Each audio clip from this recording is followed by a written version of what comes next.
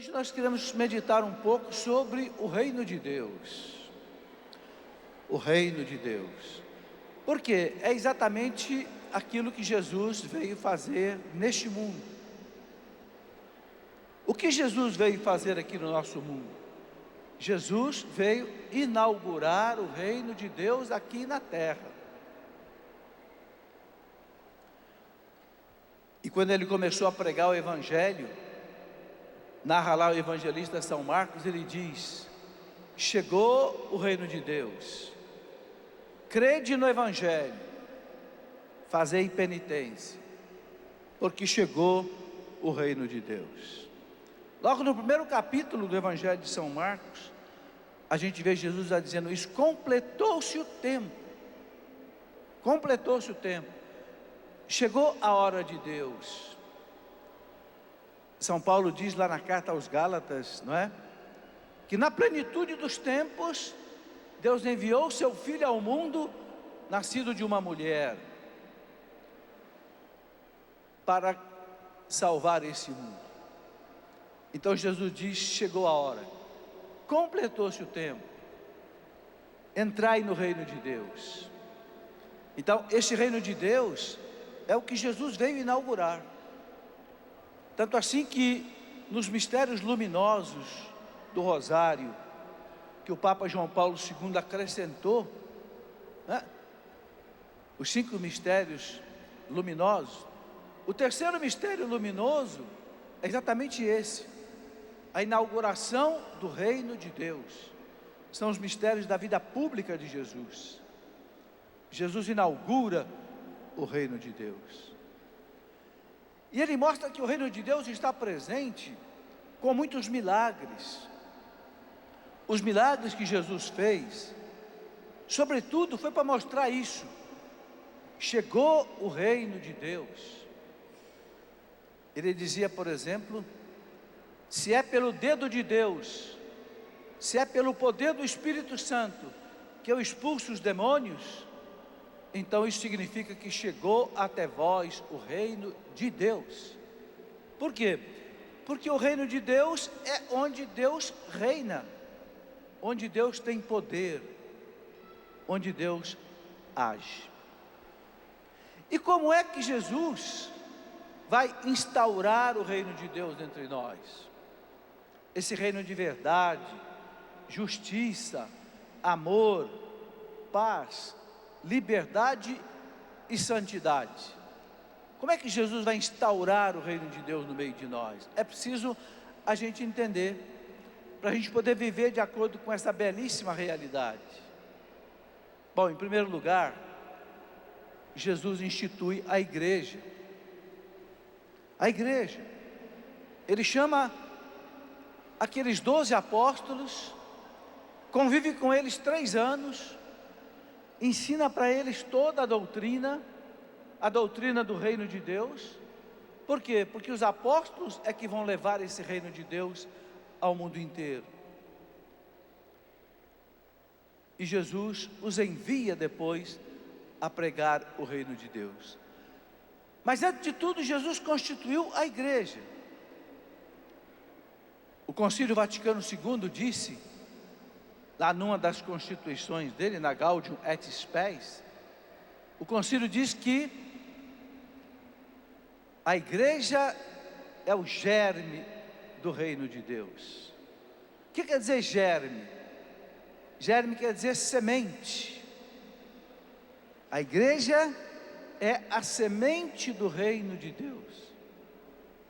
Aquela sementinha que Jesus comparava, né? Uma semente de mostarda, tão pequenininha. Não sei se vocês já viram a semente de mostarda. É quase que a gente não consegue enxergar de tão pequenininha que ela é. É um grãozinho de areia. Mas esse grãozinho de areia, colocado na terra, se transforma numa árvore, onde Jesus diz que até as aves do céu vêm se abrigar nela. E Jesus faz muitas parábolas para explicar o reino de Deus. Mas esse reino começa com a igreja. A igreja é a semente. Eu quero destacar bem isso, para ficar muito claro para você o seguinte: não pode existir reino de Deus sem a igreja. Não pode. Porque não pode existir uma árvore sem a semente da árvore. Não pode. Então Jesus instituiu a igreja para quê? Para que a igreja estabeleça o reino de Deus neste mundo. E aí então nós entendemos que a igreja não é algo mais ou menos importante. Aí nós entendemos que a igreja é fundamental. Sem igreja não pode ter reino de Deus.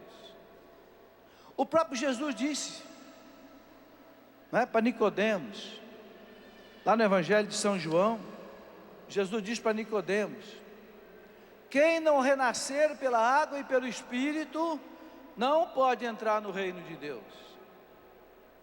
Olha, o que é esse renascer pela água e pelo Espírito? É ser batizado. Pelo batismo, nós morremos para o mundo das trevas, morremos para o mundo do pecado, participamos da morte de Cristo e participamos da sua ressurreição. E nós entramos então no reino de Deus, a partir da entrada na igreja. Porque o que o batismo faz? O batismo nos insere dentro da igreja. O batismo nos coloca dentro da igreja. Ninguém pode receber nenhum outro sacramento sem antes receber o batismo. Ninguém pode ser crismado, ninguém pode se confessar, ninguém pode receber o matrimônio, a ordem, a unção dos enfermos, se antes não for batizado. Por quê? Porque ainda não é membro da igreja, ainda não é filho de Deus. Aí depois recebe os outros sacramentos. Então, aí você já vê que sem a igreja ninguém pode entrar no reino de Deus. Porque se entra no reino de Deus pela porta de entrada da igreja, que é o batismo. E é Jesus quem diz: quem não renascer pela água e pelo Espírito, não pode entrar no reino do céu. Eu estou dizendo isso porque muita gente ainda não entendeu que a igreja é fundamental. A igreja não é um capricho apenas de Jesus. Não. A igreja, diz o Concílio Vaticano II, lá na Lumen Gentium, a igreja é o sacramento universal da salvação. Eu não sei se você entende bem essas três palavras: sacramento universal da salvação. Quer dizer, sem igreja não tem salvação, sem igreja não tem sacramento, e não tem sacramento para o mundo inteiro. É o sacramento universal para todos da salvação. E Jesus então instituiu a igreja, aqueles 12 apóstolos, e colocou Pedro na cabeça desse colégio apostólico. E lá em Lucas 12:32, Jesus diz para eles: não tenham medo, pequeno rebanho, não tenham medo, pequeno rebanho, porque foi do agrado do Pai dar-vos o reino. Foi do agrado do Pai dar-vos o reino. Então, a quem Jesus confiou o reino de Deus, para que esse reino de Deus fosse levado ao mundo inteiro? Aos apóstolos, à igreja. Nós sabemos que os apóstolos hoje são os nossos bispos. O Papa é o sucessor de Pedro, e os bispos são sucessor dos outros apóstolos. Não tenham medo, pequeno rebanho, porque foi do agrado do Pai dar-vos o reino. E quando Jesus escolheu Pedro para ser o príncipe dos apóstolos, para ser a cabeça visível da igreja, que foi que Jesus disse para Pedro?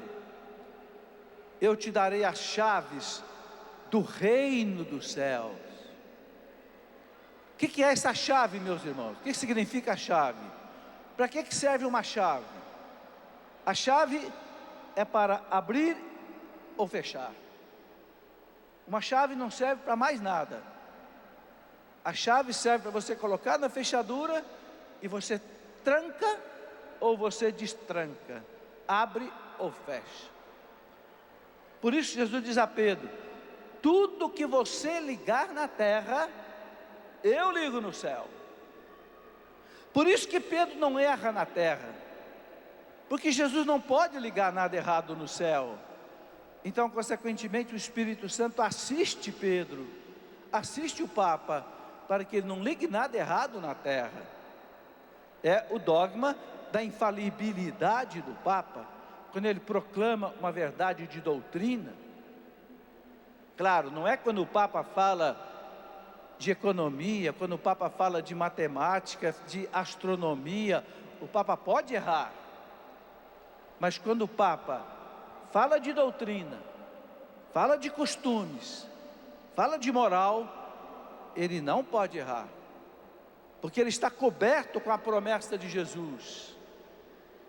Tudo que você ligar na terra, eu ligo no céu. Eu te dou a chave do reino do céu. O que você autorizar aqui, eu autorizo lá. O que você não autorizar aqui, eu não autorizo lá. É por isso, meus irmãos, que a igreja não é uma democracia. A igreja não é como os países democráticos, que é o melhor tipo de governo, a gente sabe, para as nações, onde nós temos 3 poderes: o poder executivo, do presidente da república ou do primeiro-ministro, o poder legislativo, do congresso, do parlamento, e o poder judiciário, dos juízes. E esses 3 poderes são interdependentes, um não pode dominar o outro, numa boa democracia. Mas na igreja não é assim. Por que na igreja não é assim? Porque a igreja não nasceu do povo, a igreja veio do céu. As nações nasceram do povo, então as nações são uma democracia. O que quer dizer a palavra democracia? Vem lá do grego, demoskratem, governo do povo. Demos, povo, kratem, poder, governo.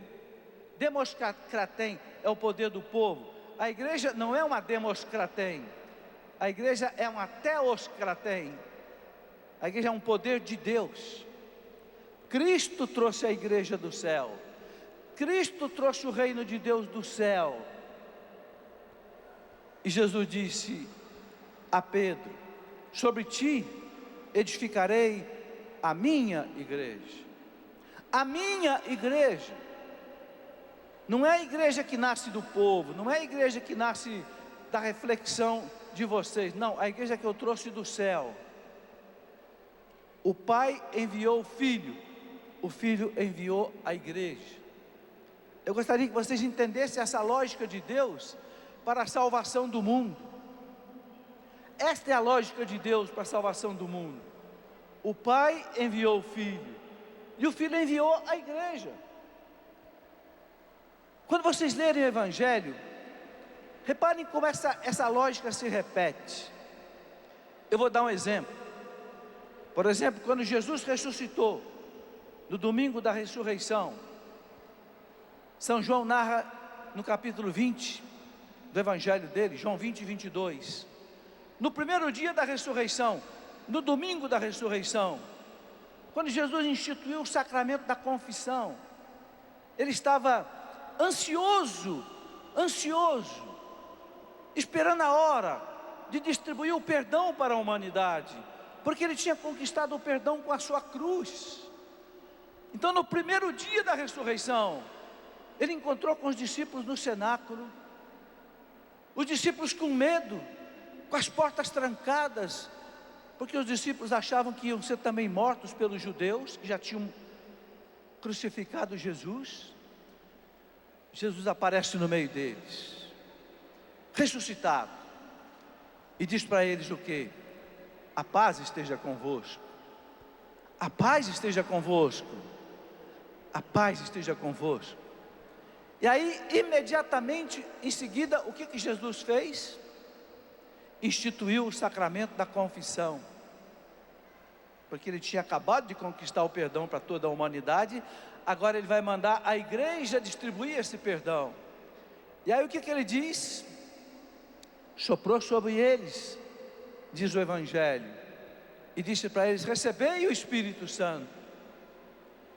Veja, foi um primeiro Pentecostes, foi um Pentecostes só para os apóstolos ali no cenáculo. Recebei o Espírito Santo. Por quê? Porque todo sacramento é ministrado no poder do Espírito Santo. Então Jesus concede a eles, como que numa avant-première, Jesus concede a eles o Pentecostes. Recebam o Espírito Santo. E aí o que Jesus diz? Assim como o Pai me enviou, eu vos envio a vós.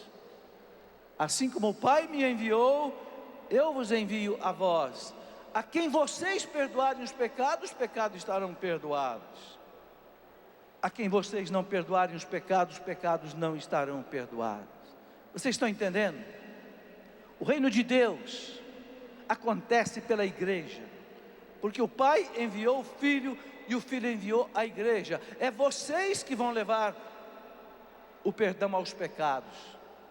Meus apóstolos, meus bispos de hoje, e os sacerdotes que têm delegação dos bispos para confessar, para celebrar a Eucaristia. É bonito isso. Em outra ocasião, Jesus disse para os apóstolos, está lá em Lucas 10:16. Lucas 10:16. Jesus disse assim: quem vos ouve, a mim ouve. Quem vos rejeita, a mim rejeita. E quem me rejeita, rejeita aquele que me enviou. Estão vendo a lógica? O Pai envia o Filho envia a igreja. Quem rejeita a igreja, rejeita o Filho, rejeita o Pai. Quem vos ouve, a mim ouve. Quem vos rejeita, meus apóstolos, quem rejeita a igreja, a mim rejeita. E quem me rejeita, rejeita aquele que me enviou.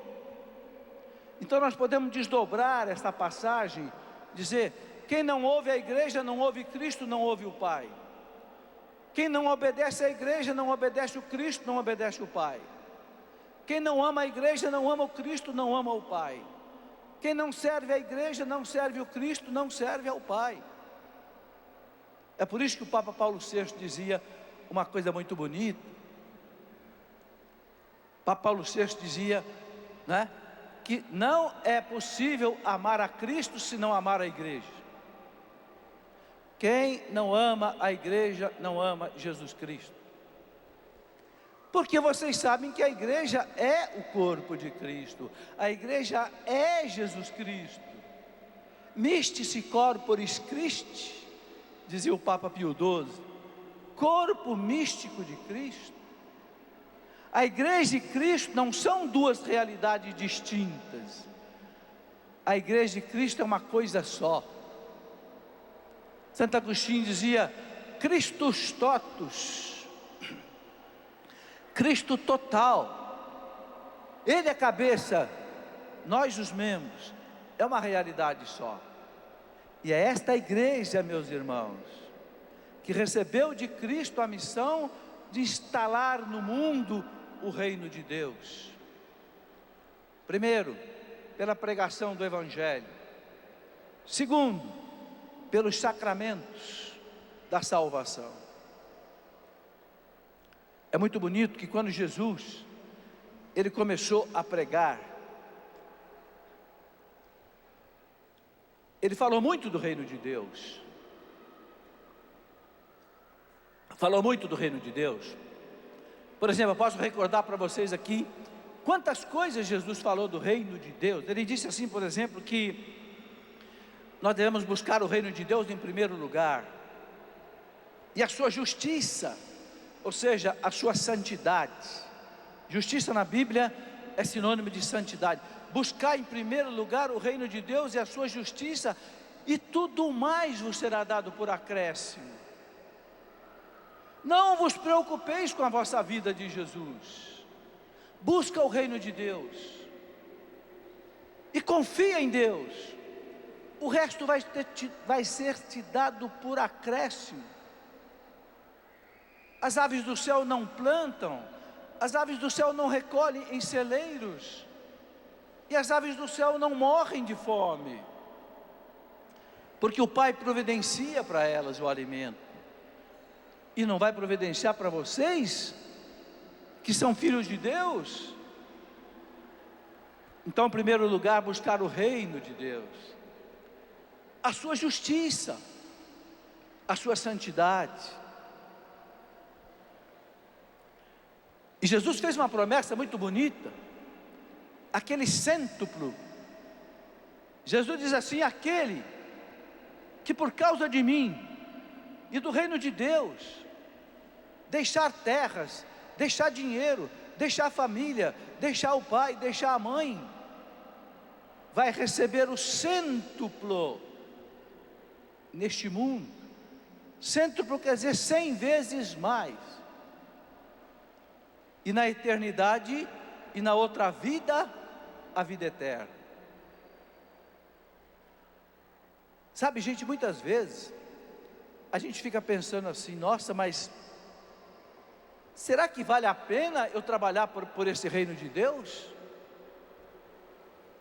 Ser perseguido, ser caluniado, não é? Ser chamado às vezes de carola, de beato, de esquisito, de obscurantista. Você não é politicamente correto. Será que vale a pena? Jesus disse: vale. Vale. Eu vou te dar 100 vezes mais aqui neste mundo, e vou te dar a vida eterna na outra vida. Tudo vem por acréscimo. Tudo vem por acréscimo. Eu posso dar um pequeno exemplo da minha vida para vocês. Nunca na minha vida eu pensei que eu fosse viajar tanto. Nunca. Eu já estive nos 5 continentes do mundo.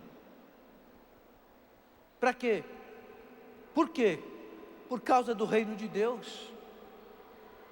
Nunca pensei que um dia eu fosse conhecer a Europa, os Estados Unidos, o Japão.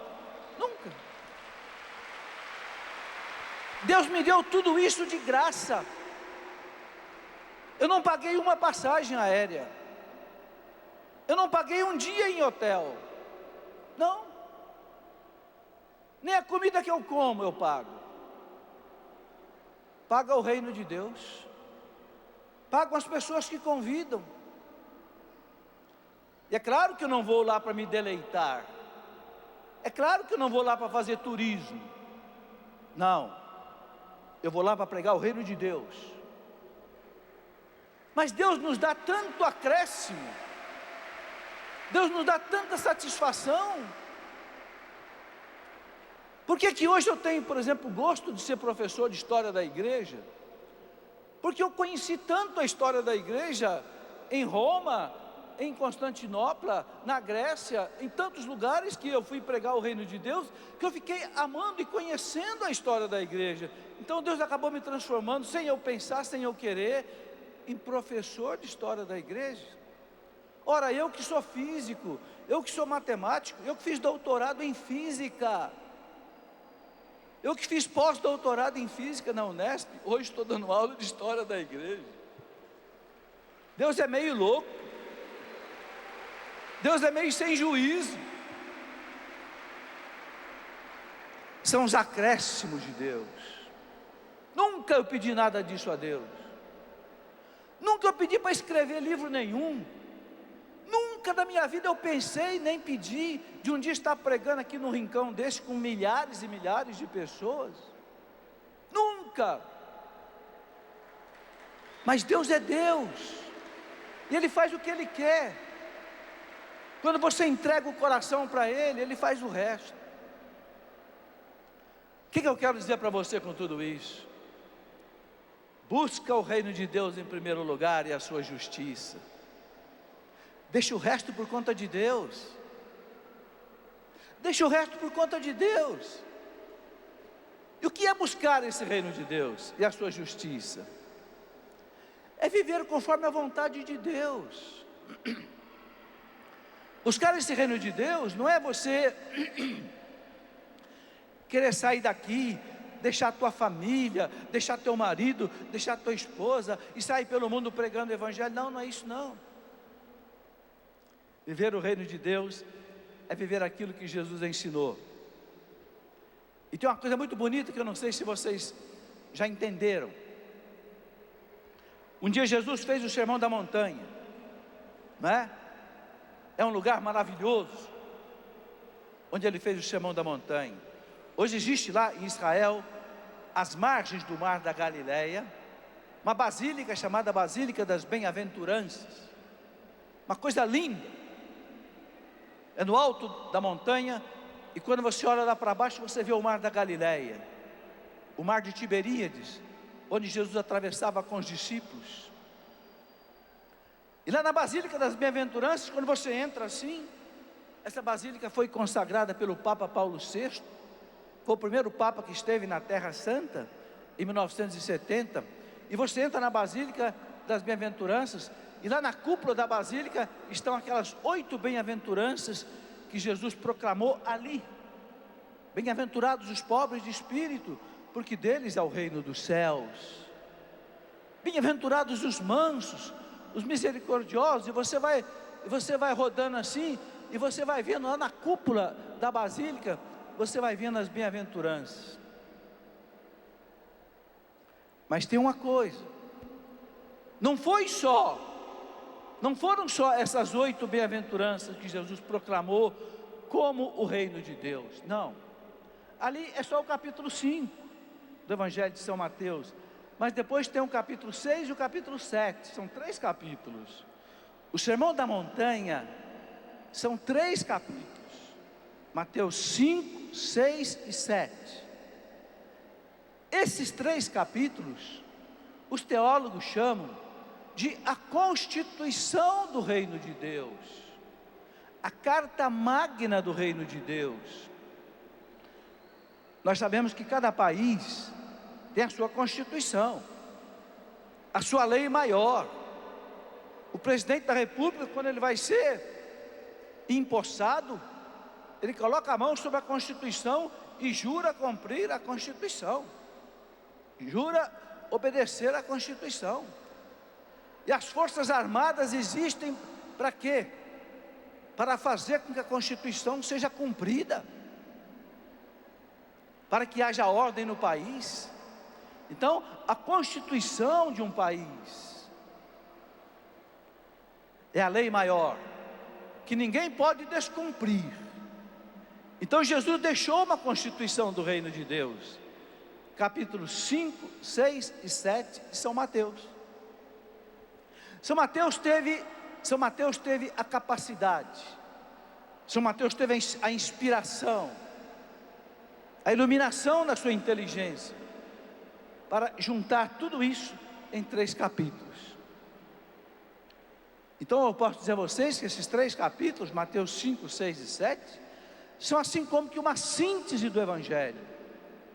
Quando você lê os 3 capítulos, Mateus 5, 6 e 7, você tem uma síntese do Evangelho.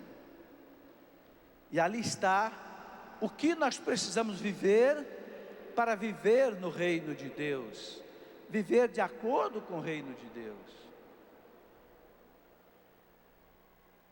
Eu queria colocar, já que eu não tenho tempo de desdobrar todos esses 3 capítulos aqui, eu queria pelo menos colocar o primeiro versículo e o último versículo.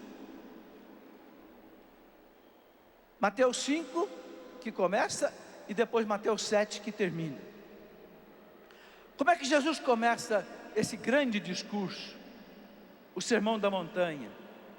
Ele começa dizendo: bem-aventurados. Bem-aventurado é uma palavra que quer dizer feliz, feliz. Bem-aventurados os pobres de espírito, porque deles é o reino dos céus. Ele já abre dizendo Quem é que vai entrar no reino dos céus? É o pobre de espírito. Em hebraico, essa palavra quer dizer anavim. Anavim. Anavim para o hebraico, para o judeu, significa aquele que se curva diante de Deus. É esse o pobre de espírito. Esse é o pobre de espírito. É esse que entra no reino de Deus. É aquele que não tem o nariz empinado. É aquele que não é orgulhoso. É aquele que não é arrogante. É aquele que não é autossuficiente. É aquele que não é prepotente. É aquele que sabe que ele não é nada. Nada. E Deus é tudo. Esse é o pobre de espírito. É aquele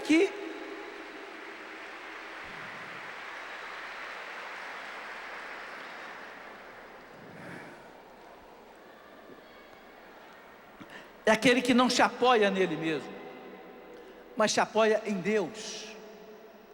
É aquele que não confia na sua riqueza, mas ele confia em Deus. É aquele que não confia na sua sabedoria, mas ele confia na sabedoria de Deus. É aquele que se curva diante de Deus. São Tomás de Aquino dizia uma frase muito bonita, uma frase que esse mundo de hoje arrogante e prepotente precisa ouvir.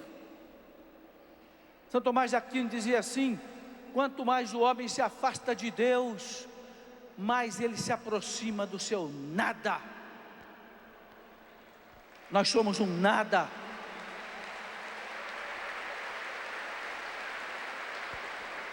Nós não existíamos, nós não éramos, e Deus fez nós sermos, nós existimos. Se Deus fizer assim, a gente volta ao nosso nada. Então como é que eu posso ser orgulhoso? Como é que eu posso ser vaidoso? Como é que eu posso ser arrogante e prepotente, achar que eu sou melhor do que alguém? São Paulo dizia tão bem, né? São Paulo dizia assim, que ele trazia aquele tesouro em vaso de barro. Aquele tesouro. São Paulo viu Deus face a face. São Paulo viu o Cristo face a face. São Paulo fazia milagres. São Paulo dizia assim: mas eu trago este tesouro em vasos de barro. Quer dizer, pode quebrar a qualquer momento. E ele dizia: por quê? Por que Deus colocou esse tesouro num vaso de barro? Por que Deus não colocou esse tesouro num barro de metal que não quebra, de aço inox que não enferruja? Por quê? São Paulo responde: por quê? Para que fique manifesto, para que fique claro, que esse poder extraordinário que existe em mim, não vem de mim, mas vem de Deus. Então Deus colocou esse poder num vaso de barro. Todos nós somos vasos de barro, meus irmãos. E São Paulo pergunta aos coríntios: se tudo que você tem, você recebeu de Deus, então do que você se vangloria? Por que você tem esse nariz empinado? Por que essa arrogância? O que você tem que você não recebeu de Deus? São Paulo pergunta.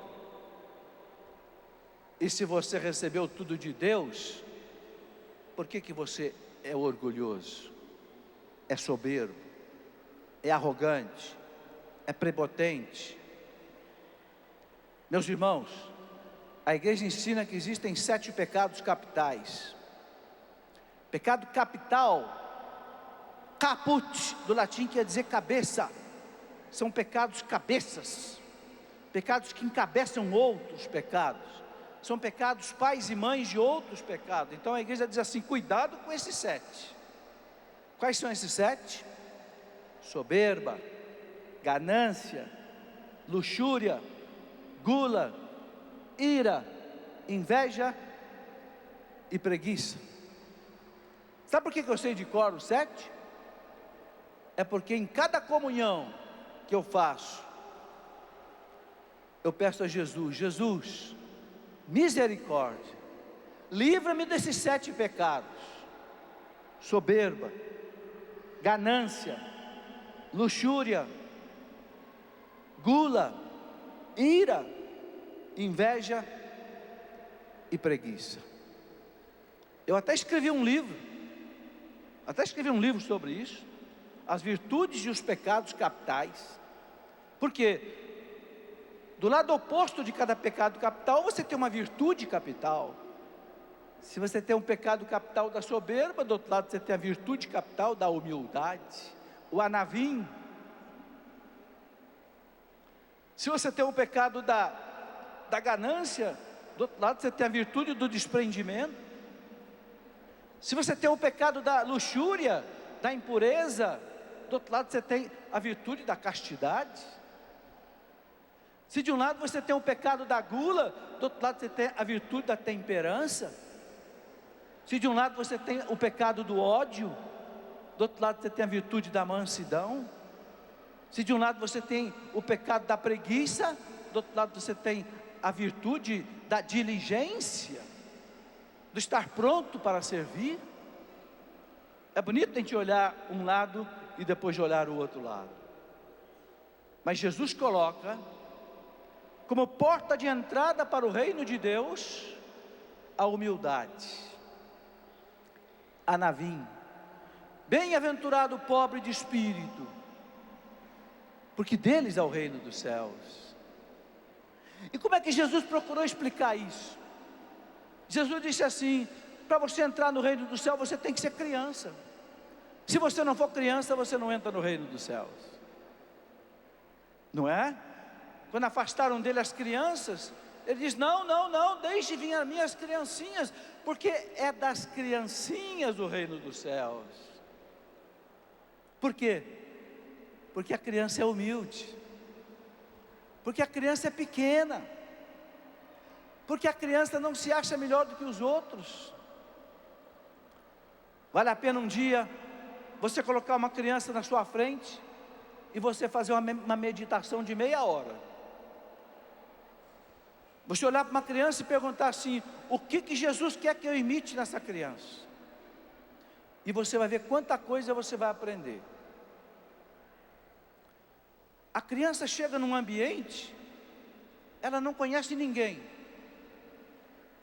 ela não se importa se ali tem criancinhas pobres, ricas, negras, brancas ou japonesinha. Daqui a pouco ela está brincando com todo mundo, na maior alegria, não faz a mínima discriminação. Não é como nós adultos que já começamos, né? Olha para um, olha para outro, com aquele eu converso, com aquele eu não converso. A criança não, ela já brinca com todo mundo. É uma experiência interessantíssima que um dia um amigo meu contou. Ele foi fazer o doutorado na Inglaterra, e na universidade que ele foi fazer o doutorado, em Oxford, havia gente do mundo inteiro fazendo doutorado.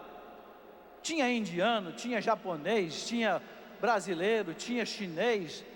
Ele disse: Felipe, a coisa mais interessante do mundo, a creche era uma só. Todos eles brincavam juntos, o japonesinho com o brasileirinho, com o portuguesinho, com o indiano, todos se entendiam, e se entendiam. Que coisa maravilhosa, né? É por isso que Jesus disse: deixa vir as minhas criancinhas, porque é deles o reino dos céus. É a humildade da criança.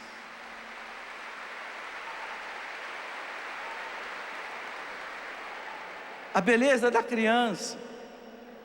A criança não está preocupada se amanhã vai ter almoço, se à noite vai ter o jantar. Ela não está preocupada. Ela está preocupada em viver o hoje dela, não é? Eu me lembro que quando eu era criança, eu ficava muito bravo com a minha mãe, porque eu estava lá no quintal da minha casa, soltando pipa, e a minha mãe: vem almoçar, vem almoçar. Eu digo: eu não quero almoçar, eu quero soltar a pipa. A criança não está preocupada com o amanhã, como nós, né? Cheios de preocupações. Como é que eu vou educar meu filho? Será que eu posso ter mais um filho? Será que eu não posso ter mais um filho? Ah, mas vai faltar dinheiro para a educação, vai faltar dinheiro para a comida. A criança não está nem aí, a criança quer brincar. É o hoje dela, né? É o hoje dela, é o presente dela, é o hoje. Como a criança nos ensina, gente? A pureza da criança. A criança não tem aquilo que a gente chama de libido, né? Não tem o fogo sexual. A criança é pura, a criança é casta, é bela, né? É verdade que a criança tem alguns defeitos também por causa do pecado original. O defeito da criança mostra exatamente a realidade do pecado original. É verdade também que de vez em quando uma criancinha morde a outra, não é? Porque pegou o brinquedinho dela, então é o pecado original. Paciência, né? Mas na constituição dela de criança, ela faz uma pregação para a gente. Então Jesus diz, né? Deixa vir as minhas criancinhas. A humildade, meus irmãos. Um dia perguntaram para Santo Agostinho assim: Santo Agostinho, qual é a maior virtude para o senhor? Ele disse: humildade. E a segunda? Humildade. E a terceira, Santo Agostinho? Humildade.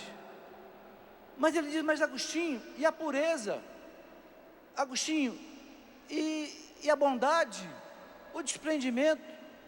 Ele diz: quem tem a humildade, depois consegue tudo isso. Por quê? Porque entra no reino de Deus. Então o mais importante é a humildade.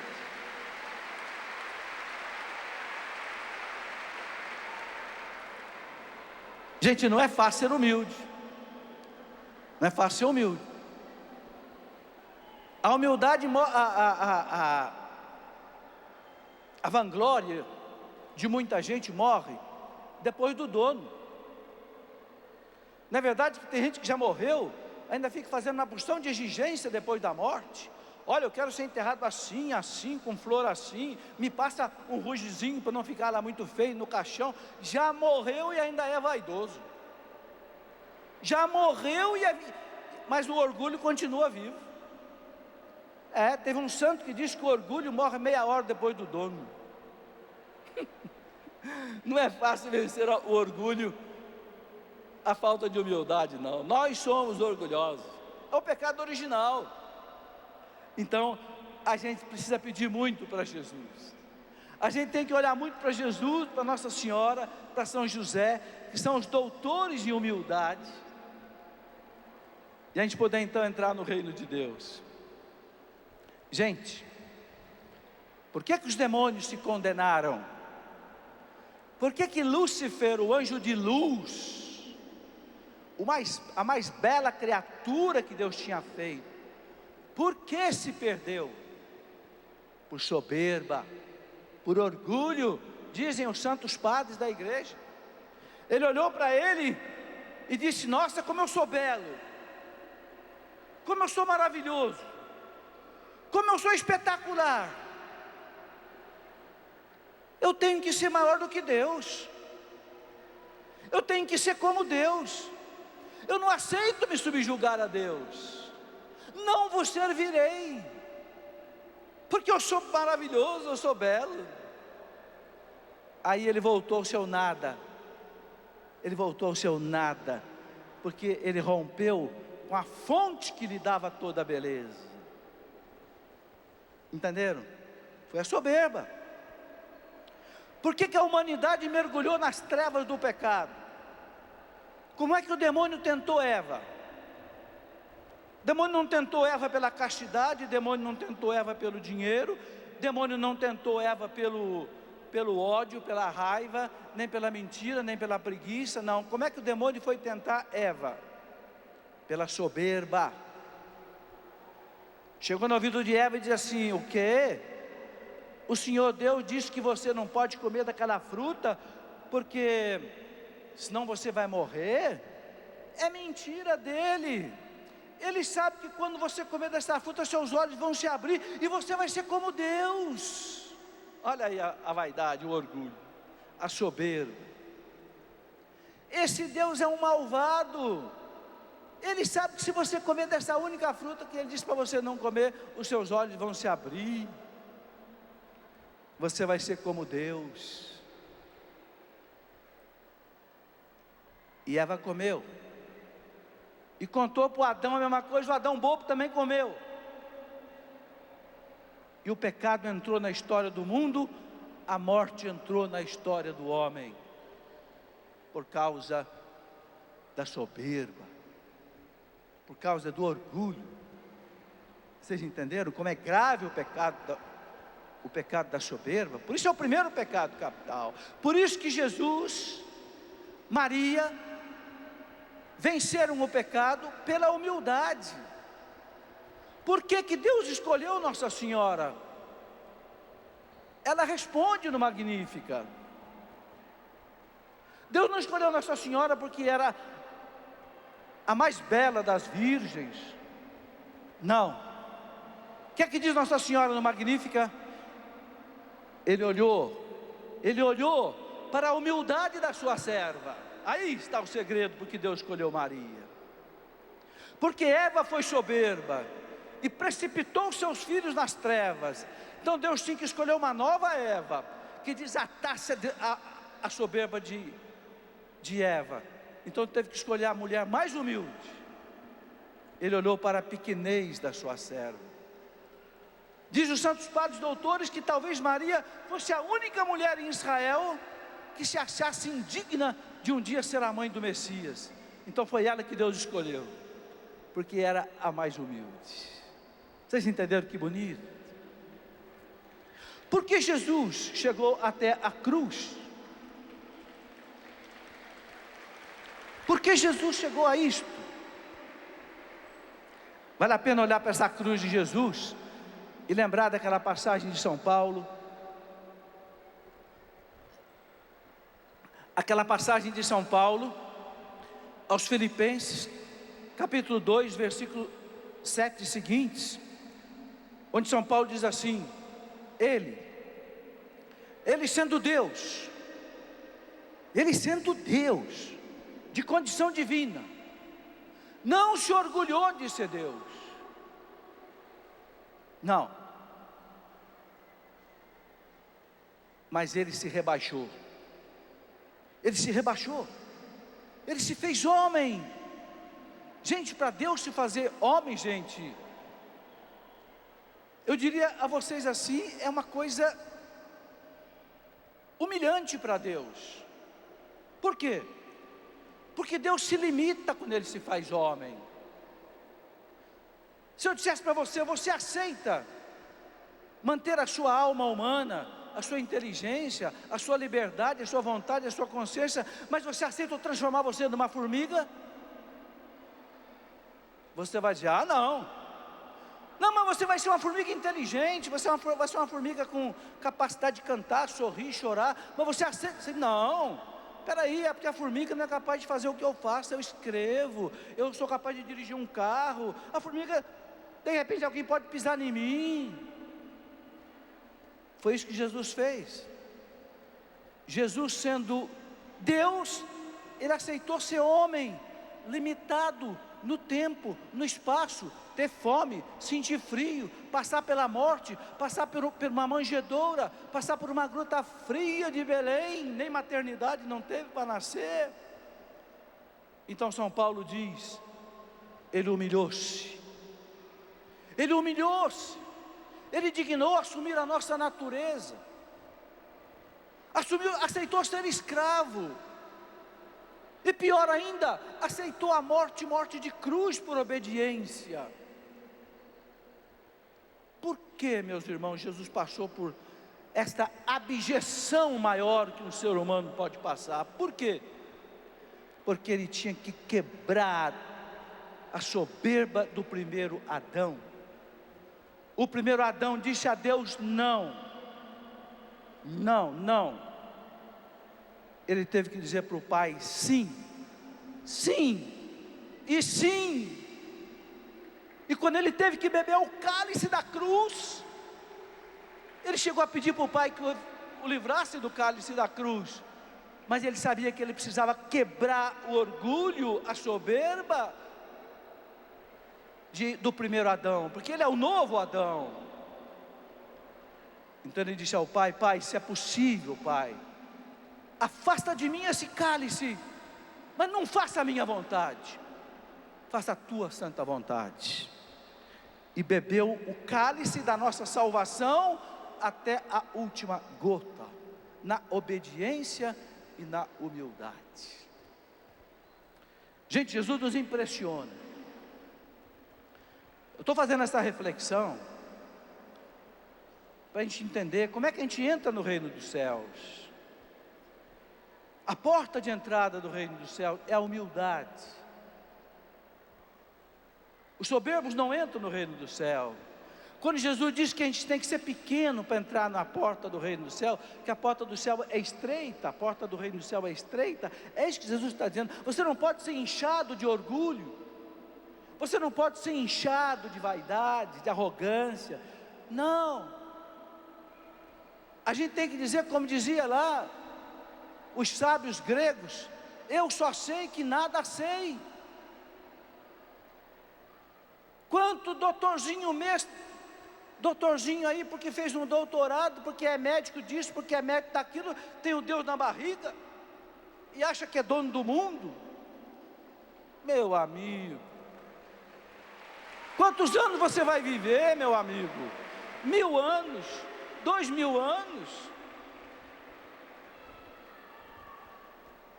Gente, a nossa vitória não está na nossa soberba, a nossa vitória está na nossa fraqueza, na nossa pequenez.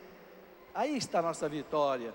São Paulo diz: é na minha fraqueza que eu experimento todo o poder de Deus. É na minha fraqueza que eu experimento todo o poder de Deus. Porque quando Deus encontra um coração pobre, Ele encontra um coração vazio, então Ele pode plenificar esse coração com a sua presença, com a sua graça, com a sua força. Mas quando Deus encontra um coração cheio, né, atulhado de soberba, de orgulho, de vaidade, Deus não pode entrar nesse coração, porque não tem espaço para Deus. Entenderam? Meus irmãos, olhemos para Jesus novamente. Aonde que Jesus nasceu? Uma manjedoura fria, de uma gruta fria de Belém, porque ele não teve um berço para nascer. Ele teve que emprestar uma gruta para poder nascer. Ele disse que não tinha nenhum travesseiro para reclinar a cabeça. Ele disse que as aves do céu tinham os seus ninhos, que a raposa tem as suas tocas, mas que o Filho do Homem não tinha nem onde reclinar a cabeça. Jesus não teve nada dele. Tudo que Jesus usou foi emprestado. Vocês já repararam? Ele vai entrar em Jerusalém e pede um burrinho emprestado e fala para os apóstolos: depois devolva. Ele queria pregar o evangelho na beira do mar da Galileia, tinha muita gente, ele emprestou uma barca. Empresta uma barca para mim. Empurre a barca um pouco lá para dentro da água, que eu vou pregar para todo mundo. Pregou e devolveu a barca. Tudo que Jesus usou foi emprestado. Sabe qual é a única coisa que não foi emprestada de Jesus? A única coisa que de fato era de Jesus, sabe o que era? Era aquela cruz ali, ó. Aquela cruz ele não emprestou, não. Aquela cruz era dele. Aquela cruz foi feita para ele, porque ele sabia que era nessa cruz que ele ia destruir o pecado do mundo. Ele ia nos libertar. Ele ia quebrar toda a nossa soberba, toda a nossa vaidade, todo o nosso orgulho. Eu quero terminar então com a última passagem do Sermão da Montanha. Eu falei da primeira passagem: bem-aventurados os pobres de espírito, porque deles é o reino dos céus. Não é? O pobre de espírito não é apegado no dinheiro, o pobre de espírito não é apegado nele, nada, ele é apegado em Deus. Esse é o pobre de espírito, aquele que é apegado em Deus. E aí como é que Jesus termina o Sermão da Montanha? Se você pegar a Bíblia aí no capítulo 7 de São Mateus, lá no finalzinho, versículo 24 em diante, você vai ver Jesus dizendo assim, o evangelista dizendo assim: depois que Jesus terminou todo o discurso, então ele disse o quê? Aqueles que ouvem essas minhas palavras e põem em prática, é semelhante ao homem prudente que construiu a sua casa sobre a rocha. Estão vendo? Aquele que ouviu o sermão da montanha, Mateus 5, 6 e 7, e põe em prática, é semelhante a um homem prudente, sábio, que construiu sua casa na rocha. Pode vir a chuva, o vento, a tempestade, não tem perigo. Mas aquele que ouve as minhas palavras, esses 3 capítulos, né? Mas não põe em prática, não acredita, acha que as ideologias do mundo são mais importantes, acha que as filosofias, né, do seu Sartre, dos seus Feuerbach, do seu Schopenhauer, dos seus Nietzsche, são mais importantes do que o Evangelho, e não põe em prática o Evangelho, está construindo sua casa na areia. Quando vier a chuva, o vento, a tempestade, vai levar tudo. E Jesus termina com uma frase muito triste. A frase que ele termina é assim: e vai ser grande a sua ruína. E vai ser grande a sua ruína. Gente, muita gente está com a vida em ruína, que nem uma casa dessa levada pela tempestade e pelas enchentes, porque não acreditou no Evangelho de nosso Senhor Jesus Cristo, porque não acreditou nesses 3 capítulos de São Mateus, porque preferiu atirar a sua vida nas filosofias, nas fábulas. Quantos desses filósofos modernos acabaram dando a vida com um tiro no ouvido? Porque experimentaram o nada do desespero, uma vida sem sentido, uma vida vazia. Entenderam? Então, meus irmãos, para completar, buscai em primeiro lugar o reino de Deus, e tudo mais vos será dado por acréscimo. Viva de acordo com o Evangelho. Não tenha medo de pautar a sua vida em cima do Sermão da Montanha. Mateus 5, 6 e 7. Não tenha medo, jogue a sua vida em cima disso, e você vai experimentar a felicidade do reino de Deus. Deus os abençoe.